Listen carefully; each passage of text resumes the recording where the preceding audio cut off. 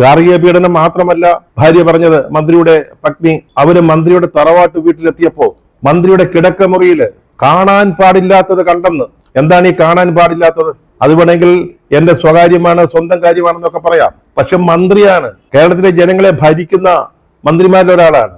അദ്ദേഹത്തെ കിടക്കമുറിയിൽ മറ്റൊരു സ്ത്രീയോടൊപ്പം കാണാൻ പറ്റാത്ത സാഹചര്യത്തിൽ കണ്ടെന്ന്, രീതിയിൽ കണ്ടെന്ന് ഈ പരാതികളൊക്കെ പോലീസിന് മുമ്പിലുണ്ട്. 112 വിളിച്ചു പറഞ്ഞിട്ടുണ്ട്. അതിന്റെ അടിസ്ഥാനത്തിൽ ഒരു സംഘം ആദ്യം വന്നു, പിന്നീട് മറ്റൊരു സംഘവും വന്നു എന്ന് പറയുന്നു. പക്ഷെ അവർ നടപടികളൊന്നും എടുത്തില്ല. മന്ത്രിയുടെ ഭാര്യ മുറിക്കുള്ളിൽ ബന്ധനസ്ഥയായിട്ടിരിക്കുന്നു. അവരെങ്ങനെയോ പുറത്തു വന്നപ്പോ നേരത്തെ അവിടെ കണ്ട പോലീസിനെ കാണാനേയില്ല. അവർ സ്ഥലം വിട്ടു, സ്കൂട്ടായി. മന്ത്രിയുടെ വീട്ടിൽ അങ്ങനെ കയറാൻ പറ്റുമോ? മന്ത്രിയുടെ സ്റ്റാഫ് പറഞ്ഞു ഇതിനകത്ത് കയറി പോകരുത്, ഇത് ഞങ്ങളുടെ മന്ത്രിയുടെ വീടാ. മനസ്സിലായില്ലേ? സ്ഥലം വിട്ടു പോലീസ്.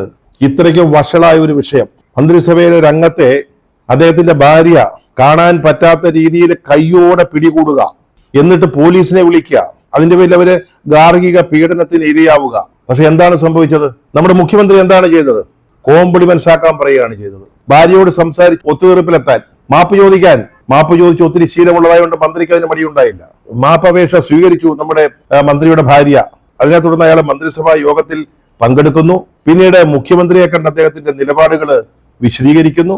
എന്നിട്ട് വൈകുന്നേരം നടന്ന ഒരു ചടങ്ങിൽ, ഔദ്യോഗിക ചടങ്ങിൽ പങ്കെടുക്കുന്നു. തിരുവനന്തപുരത്തെ തെരുവിലൂടെ മാധ്യമപ്രവർത്തകരെയൊക്കെ പുലഭ്യം പറഞ്ഞുകൊണ്ട് സ്വീകരണ കമ്മിറ്റിക്കാരെ പുതപ്പിച്ച ഒരു ഷാളും ഒക്കെ ആയിട്ട് ഇതിന്റെ പേരിൽ ഇദ്ദേഹത്തെ വിമർശിച്ചു വരെ വാക്കുകൾ കൊണ്ട് കടന്നാക്രമിക്കുന്നു.